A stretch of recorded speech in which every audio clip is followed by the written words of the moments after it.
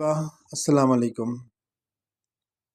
آج کی اس ویڈیو میں ہم طب نبی صلی اللہ علیہ وسلم کے مشقی سوالات کے جوابات دیں گے اور شامل نصاب سبق اس مشق میں گرامر کا کچھ حصہ ہے، اس کا ذکر کریں گے، اس کی وضاحت کریں گے۔ تو آئیں پہلے سوالات کے جوابات دے دیتے ہیں۔ سوال نمبر 1 ہے، اسلام کو ایک مکمل ضابطِ حیات کیوں کہا جاتا ہے؟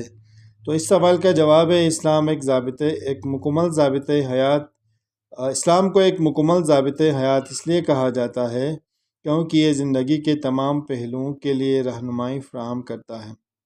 عبادات ہو یا معاملات، تجارت ہو یا سیاست، عدالت ہو یا قیادت، اسلام ان تمام امور کے بارے میں مکمل تعلیمات فراہم کرتا ہے۔ سوال نمبر 2، نبی کریم صلی اللہ علیہ وسلم جسمانی و روحانی بیماریوں کا علاج کیسے کرتے تھے؟ اس سوال کا جواب ہے، نبی کریم صلی اللہ علیہ وسلم جسمانی بیماریوں کے علاج کے لیے متوازن غذا کی اہمیت پر زور دیتے تھے، جڑی بوٹیوں سے علاج کرتے تھے اور حجامہ بھی کرواتے تھے۔ روحانی بیماریوں کے علاج کے لیے دعائیں کرتے تھے اور ذکر الہی کی کثرت کی تلقین بھی کرتے تھے۔ سوال نمبر 3، حضرت عبداللہ بن عباس رضی اللہ تعالیٰ عنہ نے کون سی حدیث روایت کی؟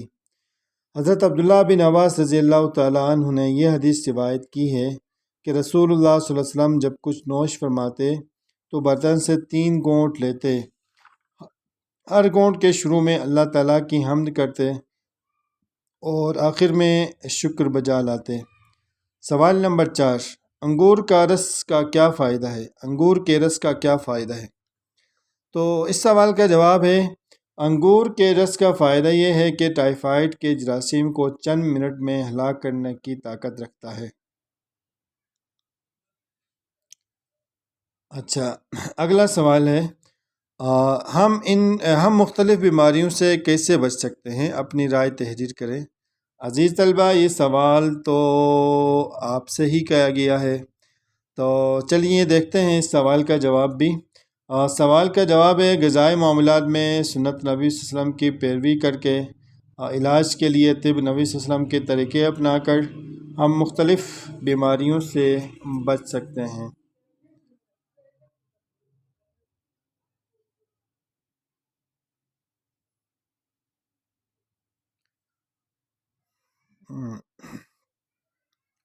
سوال نمبر 1 کے سوالات کے جوابات دیے گئے۔ عزیز طلبہ، ابھی گرامر کا ایک مختصر سا عنوان اور ٹاپک یہاں پہ دیا گیا ہے، تو آئیں دیکھتے ہیں۔ اسم معرفہ ہے، اسم معرفہ کی اقسام۔ اسم معرفہ کی اسم علم ہے، اسم ضمیر ہے، اسم موصول ہے، اسم اشارہ ہے۔ اور پھر اسم علم کی 5 قسمیں ہیں، خطاب ہے، لقب ہے، عرف ہے، تخلص ہے اور کنیت بھی ہے جی۔ اسم علم کی اقسام اور تفصیل درج ذیل ہیں۔ خطاب، اب اسم علم میں خطاب کیا ہے؟ تو خطاب وہ نام ہے جو کسی خوبی کی وجہ سے حکومت کی طرف سے دیا جائے، جیسے شمس العلماء، سر، خان بہادر وغیرہ وغیرہ، یہ خطاب کی مثال ہیں۔ یعنی کسی خوبی کی وجہ سے حکومت کی طرف سے دیا جانے والا نام یہ خطاب کہلائے گا۔ لقب وہ نام ہے جو کسی خوبی کی وجہ سے مشہور ہو جائے۔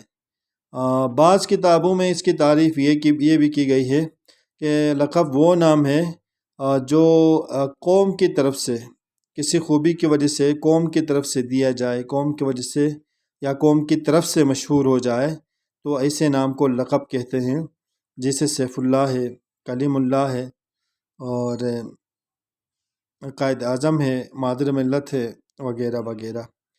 اچھا، اسی طرح عرف ہے۔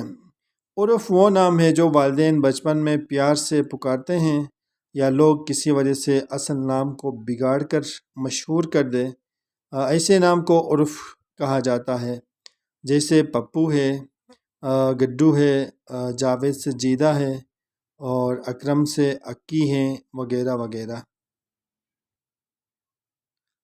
عزیز طلبہ، اسم علم کی چوتھی قسم ہے تخلص۔ وہ مختصر نام جو شاعر یا شعراء اپنے اشعار میں استعمال کرتے ہیں۔